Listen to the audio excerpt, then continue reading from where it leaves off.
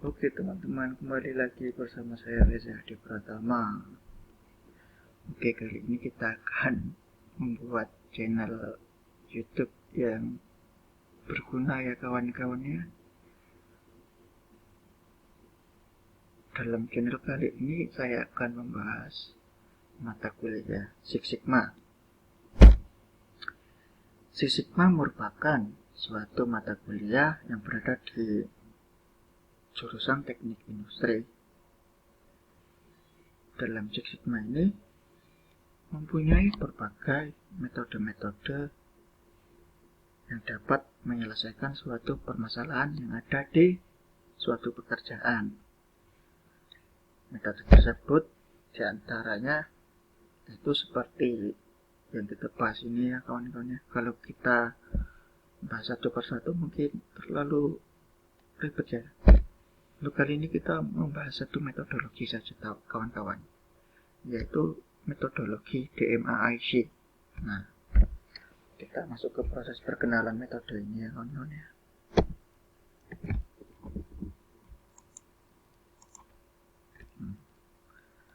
Apa sih itu DMAIC kawan-kawan?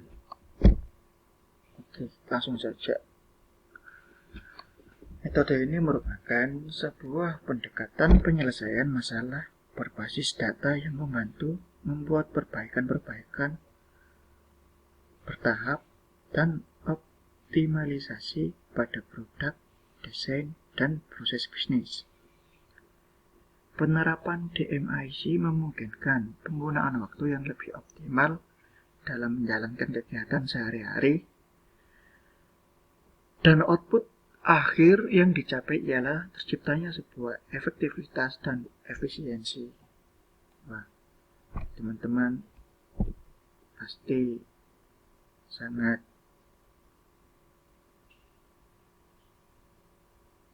ini ya, sangat ingin tahu apa itu DMAIC, atau kawan-kawan itu bisa disebut penasaran lah, apa sih itu yang dinamakan DMAIC. Lanjut ke slide selanjutnya. Nah, kegunaannya yaitu berfokus pada cacat dan variasi, dimulai dari mengidentifikasi unsur-unsur kritis terhadap kualitas atau yang disebut critical to quality dari suatu proses hingga memberikan usulan-usulan perbaikan atau improvement terkait cacat yang timbul.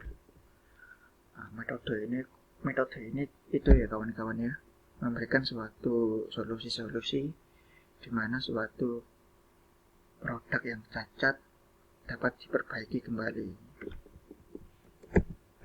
Nah, di slide selanjutnya yaitu merupakan tahapan-tahapan DMAIC. Sebenarnya kawan-kawan, DMAIC ini merupakan singkatan dari Define, Measure, Analyze, Improve, dan Control. Masing-masing tahapan ini mempunyai definisi-definisi ya kan, seperti yang berada di tahap define, yaitu merupakan identifikasi masalah dan ideal dalam hal target yang ingin dicapai. Yang kedua, measure, mengumpulkan data yang relevan tentang proses dan masalah. Wah, tentu measure ini harus mencari suatu data dalam proses maupun permasalahan yang dihadapi oleh suatu perusahaan. Yang ketiga, analyze, yang dimana proses untuk mengidentifikasi hubungan sebab akibat antara input dan output yang ada di suatu proses, serta mengidentifikasi beberapa akar penyebab penting. Perlu diketahui, analisis ini merupakan suatu yang penting ya kawan-kawan, di mana analisis ini dapat memberikan data-data yang terkait dalam suatu permasalahan tersebut.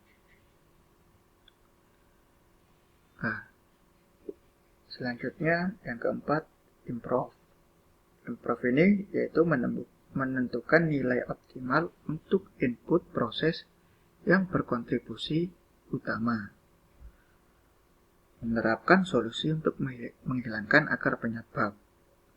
Improve ini sangat berguna ya kawan-kawan ya. Bisa dilihat itu dari ikonnya ya, ikon-ikon. Tuh, ikonnya aja grafik ke atas itu. Wah. Ini tentu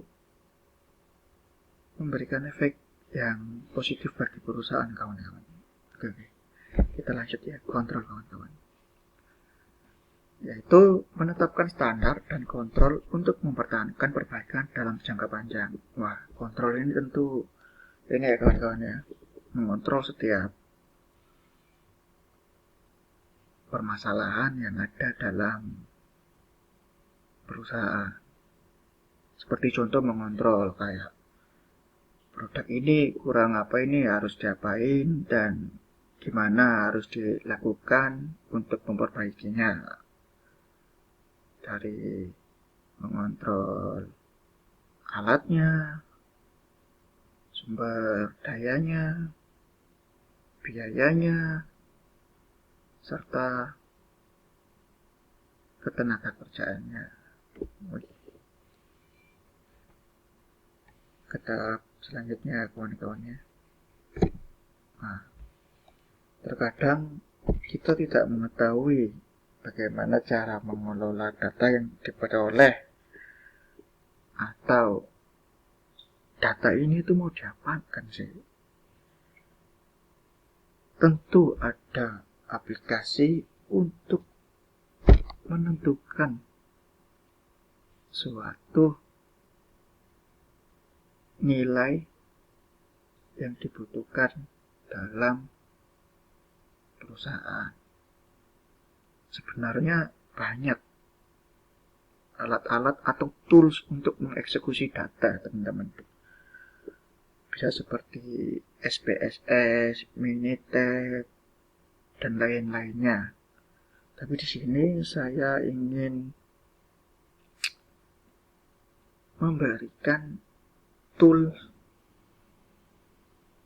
yang sangat kompleks atau yang sangat atau sering yang dipakai untuk orang dalam mengeksekusi data. Seperti contoh Excel ini kawan-kawan. Kenapa saya memilih Excel? Karena Excel ini memiliki berbagai menu yang dapat memberikan suatu ulasan-ulasan yang dibutuhkan oleh perusahaan seperti diagram batang, diagram kurva, pie chart, grafik, pivot chart. Nah, di sini saya tidak akan menjelaskan bagaimana diagram batang itu buat apa sih, diagram kurva itu buat apa sih. Ini sebagai contoh untuk mengeksekusi data yang diperoleh dalam metode DMIC ya kawan-kawan ya. Kita ke proses selanjutnya atau ke slide selanjutnya. Nah, kapan sih metode DMIC ini dilakukan kawan-kawan? Tentu ya, jika tidak ada suatu permasalahan dalam perusahaan, tentu tidak perlu dipakai, karena itu sudah stabil. Karena perusahaan mengalami suatu risiko tinggi maupun masalah, nah, metode DMIC ini perlu dilakukan kawan-kawan. Karena dapat ditemukan dalam Lean atau Six Sigma. Oh, keliru teman-teman. Nah, pengguna DMIC ini yang biasa ditemukan dalam proyek Lean atau Six Sigma dapat membantu mengidentifikasi akar masalah dan menentukan metode improvement yang akan digunakan untuk melakukan improvement terhadap proses. Wah, tentu ini dibuat untuk ini ya, memperbaiki suatu masalah atau terhambatnya suatu proses produksi yang ada di perusahaan. Oke, ke slide selanjutnya kawan-kawan. Nah, tujuan DMIC. Tujuan utama DMIC adalah untuk menghilangkan variasi yang mahal dari proses bisnis dan manufaktur. Yang kedua, memperbaiki kualitas produk. Yang ketiga, mengoptimasi dan menstabilkan desain dan proses bisnis pada suatu perusahaan. Tentu tujuan DMIC ini membantu organisasi yang ada di perusahaan untuk mencapai suatu target maupun membantu organisasi untuk mencapai sesuatu yang diinginkan oleh perusahaan. Waduh, mumet-mumet aja nang kene. Oke, ke selanjutnya kawan-kawan. Tidak terasa ya, sudah kesimpulan loh ini. Oke, kesimpulannya yaitu metode DMIC ini membantu perusahaan untuk mengevaluasi kekurangan produk serta memberikan solusi perbaikan yang optimum.